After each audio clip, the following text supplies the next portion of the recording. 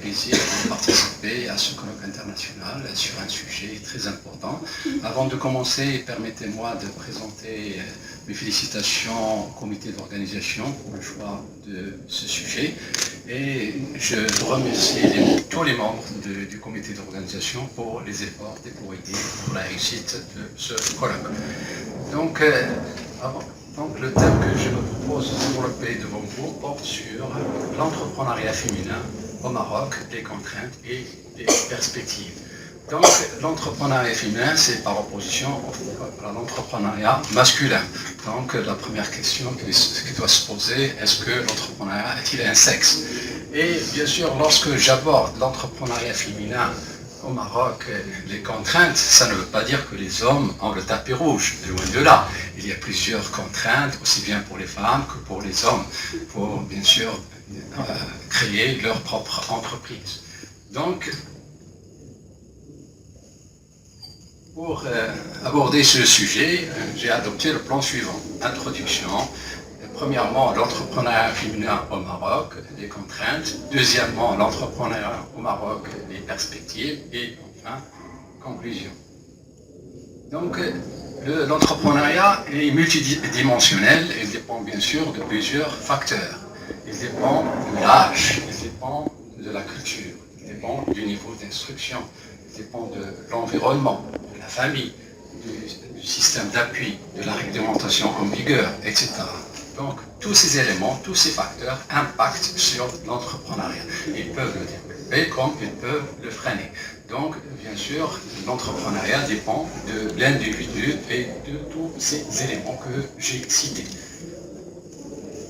Donc, bien sûr, malgré les mesures entreprises par le Maroc et les réformes adoptées par le Maroc depuis les années 60, depuis l'indépendance, le nombre des femmes entrepreneurs ne dépasse guère 10%. Donc la grande question, quels sont les problèmes, quelles sont les causes, quels sont les freins, quels sont les obstacles et bien sûr quelles sont les contraintes. Donc premièrement, l'entrepreneuriat féminin au Maroc, les contraintes. Donc il y a plusieurs contraintes, des contraintes que j'appelle des contraintes d'ordre général qui freinent aussi bien l'homme que la femme. Donc, et des contraintes qui sont spécifiques aux femmes. Donc, bien sûr, ces contraintes d'ordre général se divisent en deux. Il y a les contraintes qui sont subjectives et les contraintes qui sont objectives. Les contraintes subjectives, bien sûr, qui sont intrinsèques, qui dépendent de l'entrepreneur lui-même. Donc, bien sûr, mon intervention ne serait exhaustive, mais je vais me limiter à certaines contraintes. Donc je ne vais pas développer toutes les contraintes qui peuvent exister au Maroc. Donc les contraintes subjectives, je vais citer quelques contraintes. D'abord, il y a insuffisance de l'esprit entrepreneurial et de la culture entrepreneuriale. Donc il y a une insuffisance de cet esprit. L'acheter pour l'acquérir, donc ça reste cher et surtout pour un jeune qui va débuter l'entrepreneuriat, donc ça va être difficile et ça va peser lourdement sur lui. Donc il y a aussi insuffisance de campagnes de sensibilisation à l'entrepreneuriat dans les établissements universitaires. Donc comme vous pouvez le constater, il y a bien sûr ce manque de campagnes dans les universités. Hormis bien sûr certains colloques ou certaines journées d'études qui se tiennent ici ou là. Donc bien sûr il y a insuffisance de campagnes de sensibilisation. Il y a aussi les contraintes liées à l'environnement. Donc comme vous le savez, au Maroc, l'environnement est peu favorable à l'entrepreneuriat pour plusieurs raisons. Il y a aussi insuffisance d'accompagnement et de soutien. Il y a aussi une lourdeur de charges fiscales et administratives. Donc les charges fiscales pèsent beaucoup sur l'entrepreneur.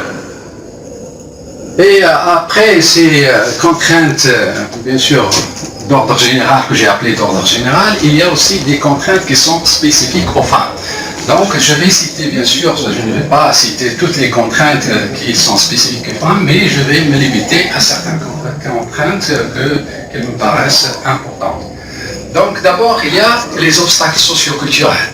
Donc les femmes sont censées assumer d'autres rôles. Donc bien sûr, la femme a la charge des enfants, la charge du foyer, etc. Donc il y a une difficulté de concilier la vie privée et la vie professionnelle.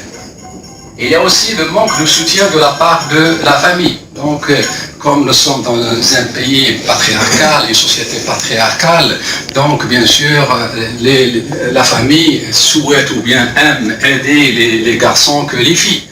Donc, il y a aussi le manque de mobilité. Donc, la femme ne peut pas se déplacer en laissant ses enfants et son foyer. Donc, il y a ce problème-là. Il y a donc, comme j'ai déjà dit, donc nous vivons dans une société